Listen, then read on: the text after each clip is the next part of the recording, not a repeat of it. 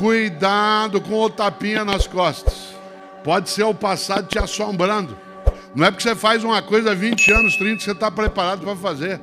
Estou me matando de tanto trabalhar, me leva a uma concepção de trabalho. E se o trabalho é um inferno, eu estou assumindo que a minha vida será, na maioria absoluta do tempo, um inferno. Se a única hora feliz da minha semana é a sexta tardinha, há um problema muito grave a resolver. Eu faço isso há 30 anos, cuidado. Não é porque você faz uma coisa há 30 anos que você continua apto para fazer. Eu sou professor há 45 anos, eu tenho que estudar, ir atrás, buscar, saber o que o jovem está ouvindo, que tipo de filme ele assiste, sentar para ver Marvel, porque ele vê, acompanhar Rock in Rio inteirinho. De repente eu olho, tá lá, gente que estava em 1989 no Rock in Rio, gente que chegou agora. Eu preciso saber, ter ideia do que é, porque do contrário a minha competência vai esvaziando. E é claro, mas eu faço há 30 anos, cuidado. Hoje de manhã, na Voluntários da Pátria, em São Paulo, na porta de um hotel, logo cedinho, uma senhora deu sinal para um táxi, que é um sujeito antigo de pegar um táxi. O táxi parou, ela entrou no banco de trás e falou: por favor, o senhor me leva ao aeroporto de Congonhas? O táxi disse: pois não. E foi. Quando ele já estava ali na Moreira Guimarães, né? Já estava na direção do aeroporto, ela falou: engraçado, o taxista em São Paulo fala tanto, ele está tão quieto, acho que eu não fui simpática com ele. Como ela estava no banco de trás, ela não teve dúvida, foi e bateu nas costas dele. Quando ela bateu, ele meteu o pé no freio, jogou o carro em cima da calçada, ficou pálido, começou a suar. Ela falou: senhor, desculpa, eu não queria assustar o senhor. Ele disse: não, dona, a senhora me desculpe, sabe o que é? Hoje é o meu primeiro dia como taxista e a senhora é minha primeira passageira. Ela falou: é? E o que o senhor fazia antes? Ele falou: eu fui por 20 anos motorista do serviço funerário. Cuidado com o tapinha nas costas.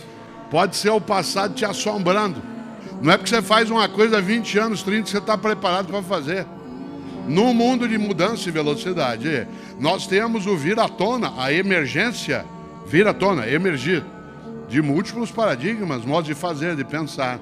E nessa hora, claro, é preciso que eu seja capaz de não esvair a competência.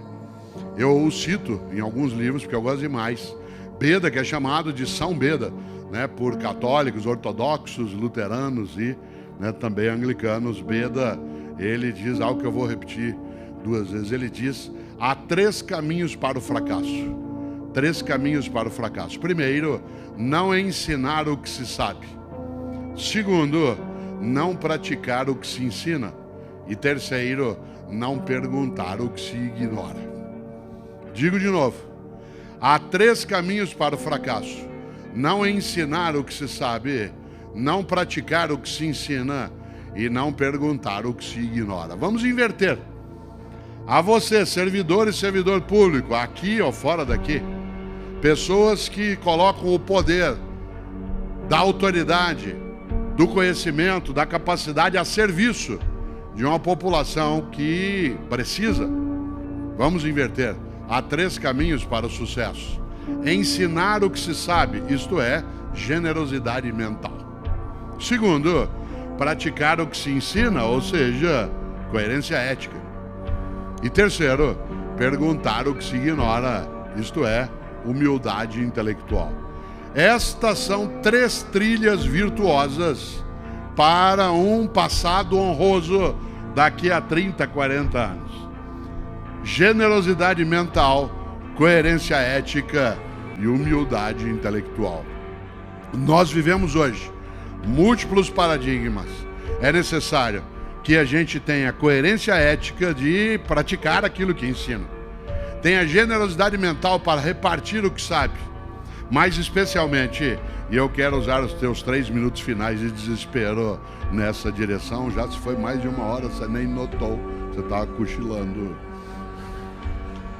Quero lembrar que dessas 3 trilhas virtuosas, a mais importante delas é humildade intelectual.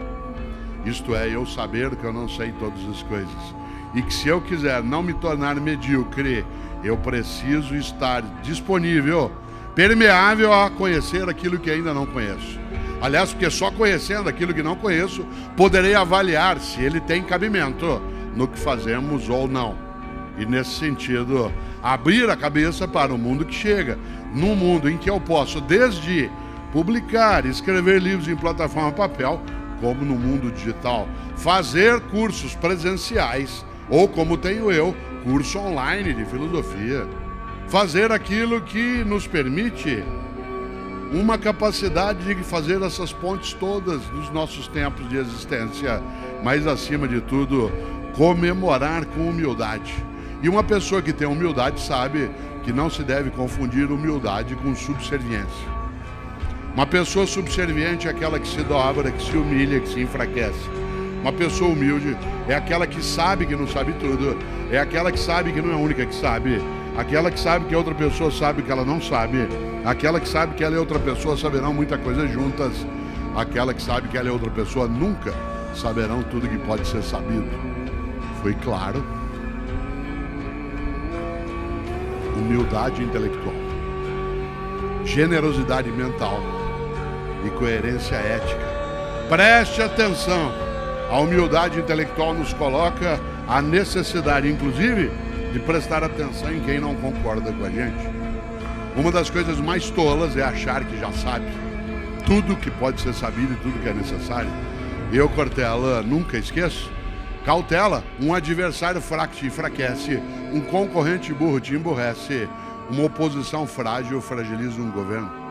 Porque quando você presta atenção em algo que impede que você se acomode, muda o patamar.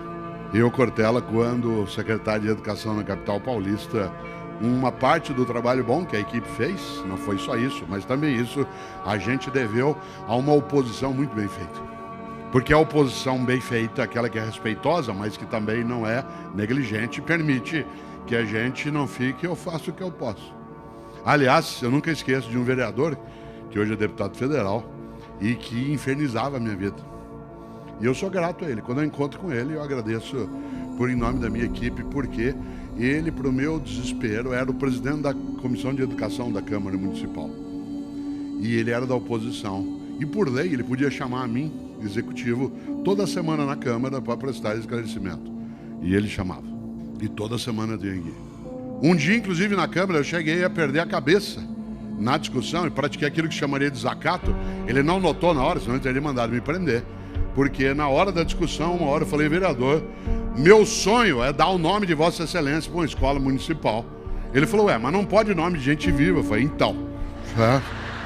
No entanto, eu sou grato a ele por uma razão. Ele dificultou o envelhecimento de ideias e práticas. Ele fez com que eu, servidor público, com a equipe que estava, que eu não acomodasse, sentasse, relaxasse e achasse tudo bem. Eu faço o que eu posso. Aqui não adianta fazer nada. Para que isso? Bobagem. Alguém tem que fazer alguma coisa. No passado, os trabalhos eram mais penosos fisicamente e significava que havia menos estresse, porque os hormônios e todos os estimulantes se perdiam na atividade física. O trabalho hoje é muito estressante mentalmente e multiplica as doenças mentais no século XXI. Estamos submetidos a uma pressão muito grande. Tanto que o único suicídio ético do século XXI é: estou me matando de tanto trabalhar. Se eu dissesse estou me matando por causa do crack ou da cachaça, todos estranhariam. Mas estou me matando de tanto trabalhar é algo desejável, pelo menos para sogras. Fica fora de casa o dia todo e traz dinheiro. Não, uma pessoa boa, ideal para o casamento. Estou me matando de tanto trabalhar me leva a uma concepção de trabalho em que eu preciso insistir que nós trabalharemos 3/5 da vida. E se o trabalho é um inferno, eu estou assumindo que a minha vida será, na maioria absoluta do tempo, um inferno. Se a única hora feliz da minha semana é a sexta tardinha, há um problema muito grave a resolver.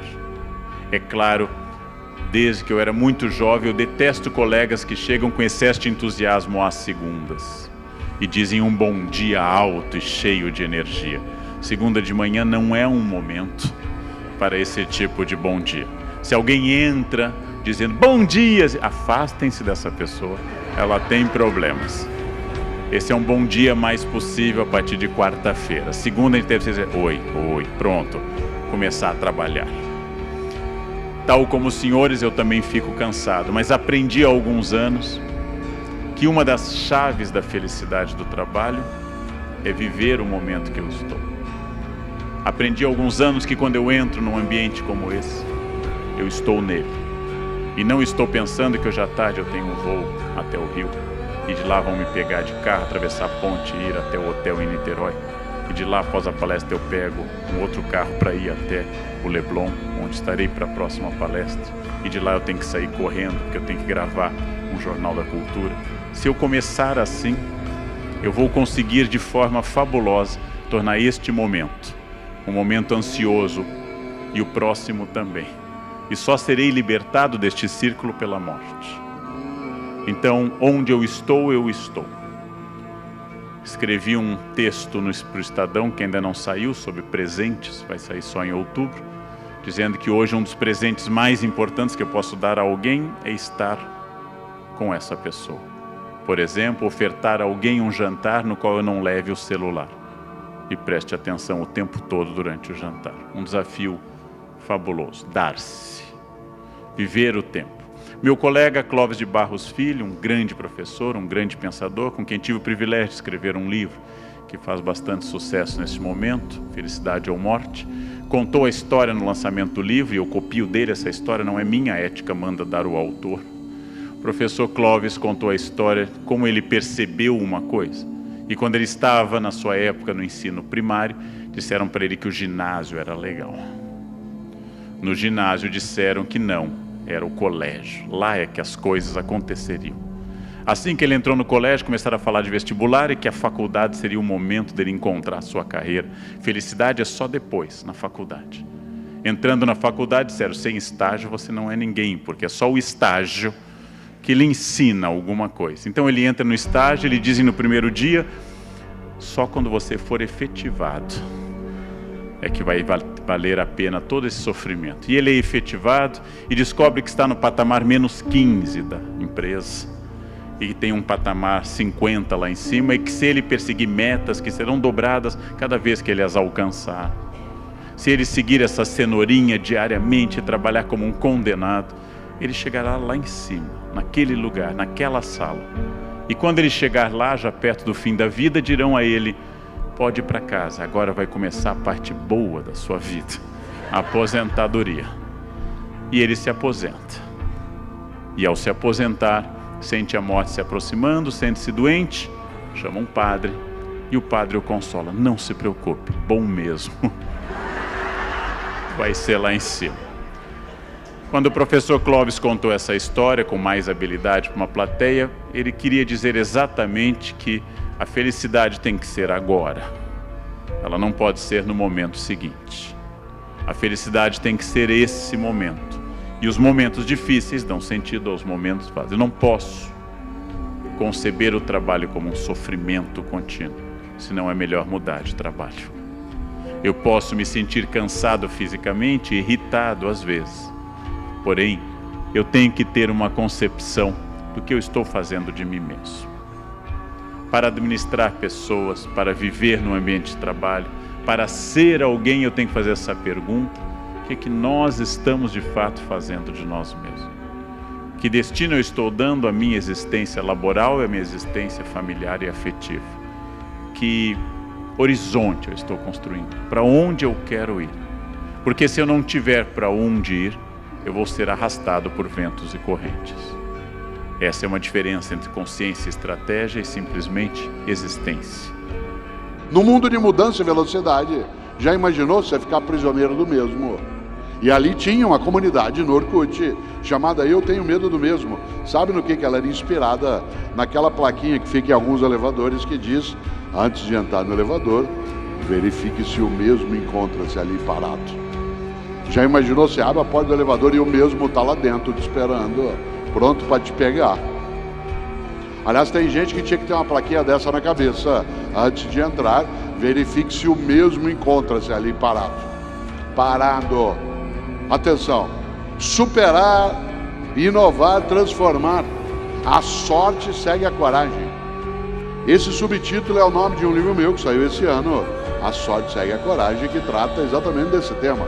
ele dá sequência a 2 outros mais antigos meus, um chamado Qual é a Tua Obra e o outro chamado Por que Fazemos o que Fazemos. Pois bem, no livro A Sorte Segue a Coragem eu lembro uma coisa. O que é sorte? No mundo de mudança e velocidade. Sorte não é só a ocasião favorável. Sorte é a circunstância. Sorte é uma ocasião, uma oportunidade que você, sem dúvida, só aproveitará se tiver coragem. Por exemplo, será que pode acontecer coisa na tua vida que favorece se você estiver atenta ou atento? É lógico. Se você estiver desatento, não adianta o cavalo passar arriado. E coragem não é uma disposição eufórica, que é assim, vamos que vamos. Claro que não. A coragem tem que ser preparada. Atenção no que eu vou dizer. Coragem não é ausência de medo. Coragem é a capacidade de enfrentar o medo. Gente que diz que não tem medo não é corajosa, ela é inconsequente. Antes de eu sentar, eu olhei para ver se a poltrona estava aqui. Mas você diz, Cortella, para que ela estava aqui agora há pouco? Mas num palco que mexe. Coragem não é ausência de medo, é a capacidade de enfrentar o medo. Eu, Cortella, estou usando muleta há um tempo e eu preciso aprender a fazê-lo com medo de cair. Quem aqui é cadeirante sabe que você precisa de coragem para aprender a fazer alguns movimentos, a praticar algum esporte, porque a gente tem medo. Não confunda medo com pânico. Pânico é incapacidade de ação, medo é estado de alerta. E coragem é a capacidade de enfrentar o medo. Por exemplo, eu criei meus filhos e ajudo com os meus netos, não deixando que eles deixem de ter medo, mas fazendo com que eles possam ter coragem. Você vai atravessar uma rua, a criança tem que ter medo de ser atropelada, mas tem que ter coragem para se preparar, olhar para lá e para cá e passar. Você tem medo de se afogar numa lagoa aqui perto ou num rio, ainda bem, mas tenha a coragem de aprender a nadar e fazê-lo. Por exemplo, tem gente aqui que tem medo de avião, isto é, todo mundo que for inteligente. Osíris Silva, grande engenheiro, nascido em Bauru, um dos homens que ajudou a criar a Embraer, ele tem uma frase que é verdadeira, ele diz, há 2 tipos de passageiros, os que dizem que tem medo de avião e os mentirosos. Eu viajo de avião quase todo dia, amanhã cedo Pedro e eu vamos pegar o avião para São Paulo. Primeira coisa que eu faço quando eu entro no avião, se o piloto estiver na porta, é falar, senhor tem medo de avião? Se ele falar que tem, eu faço um voo sossegado. Porque se ele tem medo, o que ele faz? Se prepara, organiza, estrutura e vai. Se ele falar assim, o senhor tem medo de avião? Imagina, eu faço isso há 20 anos, eu entro em pânico. Eu falo, e se tiver uma tempestade? Na hora a gente vê o que faz. Há 1 mês e meio, o Pedro e eu estávamos indo para o Rio para gravar um dos episódios do Porta dos Fundos, né? Que foi ao ar já. E que eu participo dele nos créditos, porque o do Vivier faz um filósofo, o Sócrates, só que hoje, tentando fazer filosofia na casa, com a mulher, com o cachorro, com gente chegando, com o celular tocando. Como é que dá para fazer filosofia assim? E quando termina, nos créditos, estou eu, Judite, né, que é um quadro clássico dele, Judite, não me larga aqui, por favor, é Cortella, não é Portela, e aí vai. Ora, quando nós fomos pousar no Rio de Janeiro, Pedro se lembra disso, estava belíssima aquela manhã no Rio, quando ele foi pousar, ele arremeteu. Que não é uma sensação agradável, mas ela é necessária. Ele arremeteu. Por que o piloto arremeteu? Claro que ele não deu a explicação no momento que arremeteu, porque ele estava preocupado em estabilizar a aeronave. Mas assim que ele estabilizou, ele disse, bom, arremetemos porque a visão ficou prejudicada e para evitar algum problema, eu preferi arremeter. Que alegria que deu daquele piloto, que em vez de dizer, vamos ver o que dá, quem sabe a gente tem sorte. A sorte segue a coragem, mas repito, a coragem não é só uma disposição eufórica, você precisa prepará-la. Eu sei de uma coisa, se o futuro é incerto e imprevisível e impossível de ser controlado, existe ao nosso alcance uma chave, essa chave é o preparo. Eu não sei onde estaremos em 2028, mas quem falar melhor inglês estará melhor do que os outros. Eu não sei onde estaremos em 20 anos, mas quem conseguir preservar sua saúde hoje, livrar-se de vícios, manter um corpo funcional, estará melhor do que aqueles que estiverem presos de vícios. Então, Entre outras coisas, ao entrar na faculdade, eu tomei decisões sem prever o futuro, mas que nasciam da minha formação, como, por exemplo, me afastar de drogas no curso de Humanas História na USP, o que me isolou profundamente, gente. Não gostar de maconha me tornou um ser dedicado estranhamente aos livros e ao estudo. Numa entrevista do Jô, eu contei a ele como aconteceu dos meus alunos na Unicamp durante um curso de Shakespeare que eu dei, estarem entusiasmados porque descobriu-se no cachimbo de William Shakespeare restos de cannabis. E meus alunos entusiasmados, Shakespeare fumava maconha provavelmente como toda a elite europeia do fim do XVI e durante todo o XVII. A criminalização de drogas é do século XX. Só que eu lembrei a eles que Shakespeare é Shakespeare porque ele era Shakespeare e não por causa da maconha. E que se você e eu fumarmos maconha, seremos apenas maconheiros e não William Shakespeare. Afastar-se não é um discurso moral, ele é prático. Ele é prático. Não? Afastar-se dos vícios, vícios que condicionem minha vontade. Procurar um corpo funcional, que não é um corpo Kim Kardashian, mas é um corpo funcional, que não me atrapalhe no exercício das minhas atividades. Ou, como eu já preguei pelo Brasil inteiro, dedicar-me de corpo e alma à gordura, ao bacon e assim à manteiga de garrafa regando tudo, porque isso impede Alzheimer. Se eu fizer isso todos os dias, não chegarei à idade de desenvolver Alzheimer, né? Nem catarata, nem osteoporose. Manteiga de garrafa cura praticamente todas essas doenças, inclusive males graves da terceira idade. Lá pelos 30 e poucos você vai ter um AVC fulminante e não chegará a essa idade do declínio. Na verdade, a minha pergunta não é se eu quero viver muito ou se eu quero viver pouco. A minha pergunta é sempre se eu quero viver bem. E para viver bem eu preciso de estratégia. A vida bem vivida e bem sucedida, como diz Luc Ferry no seu livro, o que é uma vida bem sucedida, ela pressupõe ação, estratégia e assim por diante. Mas eu não sei o futuro, e aqui eu me baseio nessa ideia linear de tempo que Santo Agostinho trabalhou nas suas Confissões. Eu não sei o futuro. O presente é contínuo, o passado está sempre ficando para trás e o futuro de fato nunca chega. Mas vamos substituir essa sequência pela seguinte ideia. Por passado, consideremos experiências. Todos aqui temos experiências. Por presente, consideremos a ação como eu estar falando e os senhores nesse momento escutando. E por futuro, entendemos a estratégia que nasce essa ação. Sempre a ação, prevendo a estratégia a partir da experiência. Vocês sabem que faz toda a diferença a ação e a estratégia. Duas pessoas que ganham a mesma coisa na mesma instituição pública têm dois padrões de vida completamente diferentes. Porque o que me faz ter dinheiro não é só o que eu ganho, mas é principalmente o que eu gasto.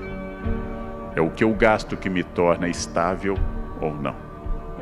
Como me disse um aluno, eu estou ganhando R$600 no estágio. Guarde R$6 todos os meses. Você vai ter 1%.